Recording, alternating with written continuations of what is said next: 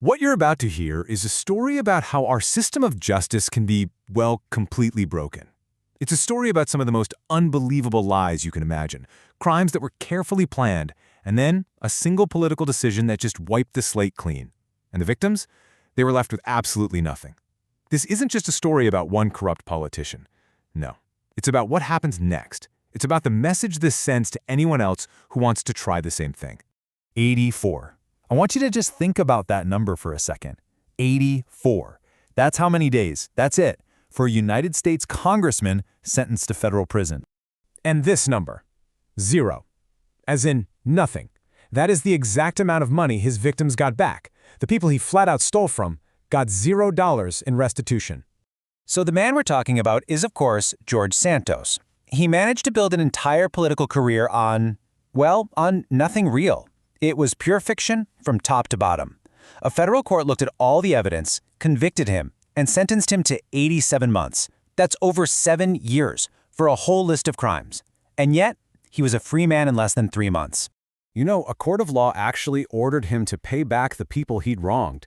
But that one political decision that let him out of prison, it also just erased that debt. So the people whose hard-earned money paid for his luxury shopping sprees, his Botox, even his OnlyFans subscriptions, yeah, they were left holding the bag, with absolutely nothing. So the question you have to be asking right now is how? How is any of this even possible? You have crimes that were so obvious, so well documented, that did so much damage to the public trust, and it all ends in this complete and utter failure of accountability. To really get it, to understand how we got here, we've got to go back to the beginning. We have to start with the lies. Okay, so before all the financial crimes, there was the man himself, or the character, I should say. See, George Santos wasn't just some politician who stretched the truth on his resume. No, he was a complete work of fiction who ran for office. He literally invented a person from scratch, a person designed for one thing, to win your trust, your sympathy, and ultimately, your vote. And hey, don't just take my word for it. This wasn't some rumor from the media. This was the official final word from the U.S. House Committee on Ethics after they did a deep dive.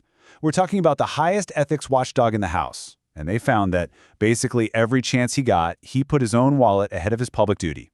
To put it simply, his own colleagues, the people who worked with him every day, decided he could not be trusted at all. Just look at this. It's almost hard to believe. On the one hand, you have the pitch. He's a Wall Street genius, a graduate of Baruch College, worked at Goldman Sachs and Citigroup, a self-made multimillionaire with 13 properties. And then you have the truth.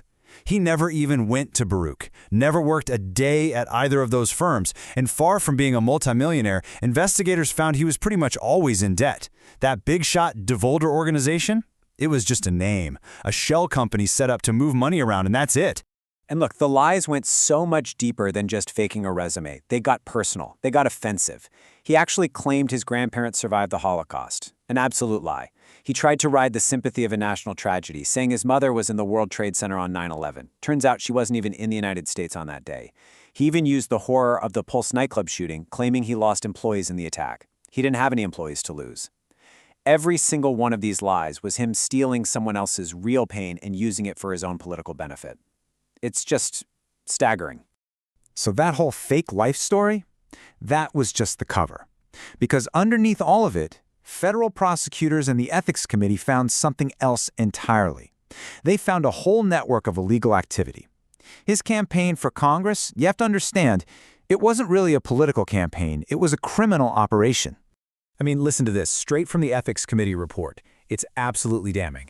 It says, flat out, that his entire run for office was just a machine for committing fraud. It wasn't about bending the rules a little bit. No, he looked at running for Congress and saw a golden opportunity to make himself rich by tricking the very people who were putting their trust and their money behind him. And the federal indictment, all 23 counts of it, it laid out exactly how he did it. First, they were fake loans. He claimed he loaned his own campaign $500,000 to make it look like he was a serious player, a lie that helped get him support from the National Party. In reality, his bank account had less than $8,000. Then, there was straight-up donor fraud. He'd get people's credit card info and just keep charging it without permission. He even set up a fake company called Redstone Strategies, telling donors the money was for things like TV ads, but really, it was just going right into his own pocket. And if that wasn't enough, he was also stealing from the government, collecting unemployment money during the pandemic, while he had a job and was running for Congress. So you might be wondering, where did all this stolen cash actually go? Well, it wasn't to pay for campaign signs or phone banks. Oh no, it went to fund a fancy lifestyle he clearly couldn't afford. Investigators tracked the money to a huge purchase at Hermes, to Sephora, to Botox treatments. They found cash being pulled out at casino ATMs. They even found subscriptions to OnlyFans. He literally stole from his supporters to pay his rent and his personal credit card debt. This had nothing to do with politics. This was just pure shameless greed. You know, it's easy to get lost in all the crazy details of the spending and the legal charges, but we have to remember, behind all of this, there are real people, real victims. And they weren't just names on a donor list. They were people whose trust was completely shattered. And in some cases, they were people who were targeted specifically because they were vulnerable. Of all the things he did, this one might tell you everything you need to know about him. There was a disabled Navy veteran named Richard Alstoff. His service dog, Sapphire, was sick and needed life-saving surgery he couldn't afford. So what does Santos do? He steps in, using a fake name, and sets up a GoFundMe page for the dog. He raises the money, $3,500, and then he just vanished, took the money, and disappeared. And the dog, Sapphire, she died. And this wasn't just some horrible, heartbreaking story that faded away. It became part of a federal investigation. Because the veteran, Richard Alstoff, he kept everything. He had the text messages from back in 2016.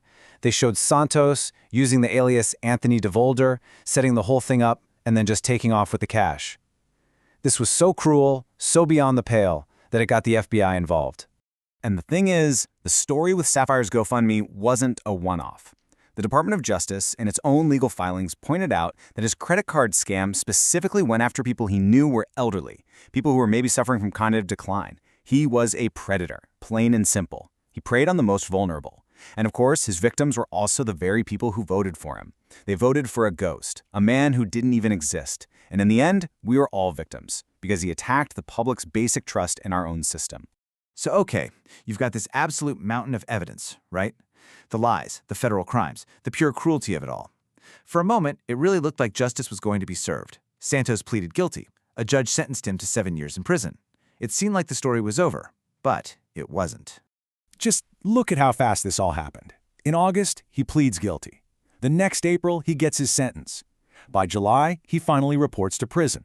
And then, in October, the same year, he writes one open letter, gushing about the president, and just like that, his sentence is commuted. His 7-year sentence becomes 84 days. Let's just put a number on that. He served less than 4% of the prison sentence that a judge gave him. A federal judge looked at everything he did and decided what the right punishment was. And Santos served less than 4% of it. The entire process, the FBI investigation, the indictment, the guilty plea, the sentencing, all of it was basically thrown in the trash by one political decision. So why? What could possibly be the reason for this? Was it because he was sorry? Because he was a changed man? Nope. The official justification that was given was pure political loyalty. Because, and I'm quoting here, he was a rogue who had the courage, conviction, and intelligence to always vote Republican. And here's the final insult, the final brutal twist in the knife. See, a commutation isn't a pardon. Technically, he's still a convicted felon.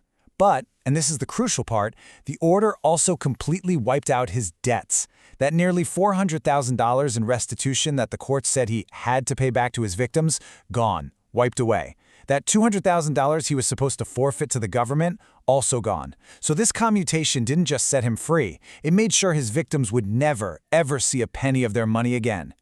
So when you look at this whole mess, from the very first lie all the way to that final commutation, it just leaves you in this really dark, unsettling place. It makes you ask, what does accountability even mean if it can be erased this easily? And we can't forget this part. Before he was even convicted, he was kicked out of Congress. The House of Representatives held a vote, a rare, overwhelmingly bipartisan vote, and they threw him out. More than 100 of his own Republican colleagues voted to expel him. Think about that. There was a clear agreement from both sides of the aisle that what he did was so awful it couldn't be tolerated. So let's just recap. Let's be crystal clear about what happened here. A man literally invented a fake identity, got himself elected to Congress, used that power to steal from the most vulnerable people, was caught, convicted and sentenced by a court of law, and then walked free in 84 days because of an act of pure political power. And that brings us to the final and, frankly, the most terrifying question of all.